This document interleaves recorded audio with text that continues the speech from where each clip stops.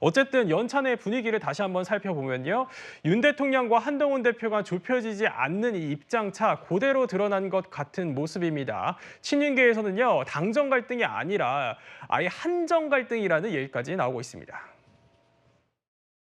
당과 지금 정부가 갈등을 일으키는 것이 아니고 한동훈 대표와 정부의 그 입장 차이가 드러난 것이죠. 한동훈 대표 이꼴 국민의힘은 아닌 거잖아요. 당정 갈등이 아니라 그냥 한정 갈등이 되는 거죠. 더 강한 이 대통령과 함께 가기 위해서 어떻게 해야 되는지에 대해서는 당 지도부, 원내 지도부가 더 많이 고민을 해야 된다. 설득을 해야지 그냥 말 한마디로 툭툭 던진다고 일이 해결되지 않습니다. 일각에서는 당정 갈등이 아니라 한정 갈등이라고. 일각에서 그러시는데 그 일각이 계속 저 대통령실의 일부인 것 같은데요.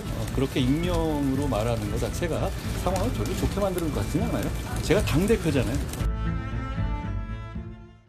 친윤계 일부에서는 정부와 갈등을 벌이는 건 당이 아니라 한동훈 대표 개인이라는 건데 이현정 의원님 이렇게 말하는 의도가 있을 것 같습니다. 표현이 굉장히 좀 거친 표현일 수도 있을 것 같아요. 그렇죠. 그러니까 지금 한동훈 대표의 의견 자체가 결국 뭐 개인의 의견이고 다른 사람 동의하지 않는다는 이야기인데 자 그렇다면 제가 묻겠습니다. 김재원 최고위원은 지금 대통령이 이야기한 대로 응급실 잘 돌아가고 있다고 생각하신가요? 지금 의료 상태가 전혀 문제가 없다고 생각하시는 건가요?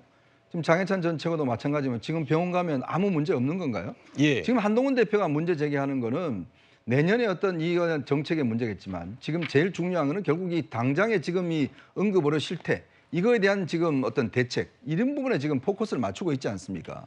당장 지금 응급실 자체가 지금 더 이상 비상 상태가 지속되기 어렵다. 국민의 어떤 생명이 위협당한다. 그렇기 때문에 뭔가 전반적인 방향을 좀 더 수정해야 된다. 이 이야기지 않습니까? 그렇다면 김재원, 장해찬 이 두 분들은 전혀 이 상황 자체가 좀 문제가 없기 때문에 그냥 대통령 길을 따라가야 된다는 이야기인가요? 지금 마찬가지로 당과 정부가 함께 돼야 된다. 당연히 원칙적으로 맞죠. 그렇지만 예를 들어 정부가 예를 들어서 방향에 대한 또 민심에 대한 것들을 잘못 인식하고 있을 경우에 당은 그러면 가만히 있어야 되는 건가요? 그럼 그걸 같이 그냥 망하는 길로 가야 되는 건가요? 그게 아니지 않습니까? 결국은 이 한동훈 대표 체제가 들어온 이유도 결국 그동안의 어떤 대통령의 실책이나 이런 것들을 극복하기 위해서 당이 뭔가 견인 역할을 하겠다. 이런 상황에 들어온 거 아니겠습니까? 그렇다면 대통령이 지금 잘 돌아가고 있습니다. 지금 응급실 문제 없어요. 라는데 맞습니다. 박수 쳐야 되는 게 옳은 일인가요? 그거 하라는 거 아니겠습니까? 그게 아니라는 거 아니겠습니까? 민심을 듣겠다는 거 아니겠어요? 자, 그런 차원이지 이거를 뭔가 양측 간에 무슨 정치적 노선을 두고 갈등을 벌이고 있다는 걸로 치환해버리면 이거는 문제가 해결되지 않는 거죠. 지금은 문제는 현재 상황에 대해서 정확한 팩트, 즉 사실 자체를 어떻게 인식하고 있는가 이 문제고 지난번 연찬회 때 친윤이고 친한이고 할 것 없이 모든 의원들이 정부를 상대로 해서 질타했던 부분이 과연 정부가 현장의 상황을 제대로 인식하고 있느냐 바로 그 문제지 않습니까? 근데 인식이 틀리다고요? 뭐가 틀린 거죠? 저는 잘 이해를 못하겠습니다. 그렇군요. 윤 대통령은 그런데 기자회견에서 어쨌든 간에 당정 갈등 관련해서 이런 얘기를 했습니다. 당정 간에는 뭐 전혀 문제 없고요. 또 뭐 다양한 현안에 대해서 뭐 다양한 의견이 나오는 것이 또 자유민주주의 아니겠습니까? 윤석열 대통령이 취임 후에 연찬에 가는 게 이번에 처음인데요. 당정 간의 갈등이 이게 감정 싸움을 했다. 저는 아무런 감정이 없습니다. 네, 윤 대통령은요. 당정 간에 전혀 문제가 없다. 또 한 대표는 아무 감정이 없다. 이렇게 밝히고 있는데 만찬도 추석 이후로 미뤄지고요. 또 대통령이 취임 후 처음으로 연찬회에 불참을 했습니다. 홍석준 전 의원. 국민들은 좀 이 상황을 어떻게 바라볼까 싶긴 합니다.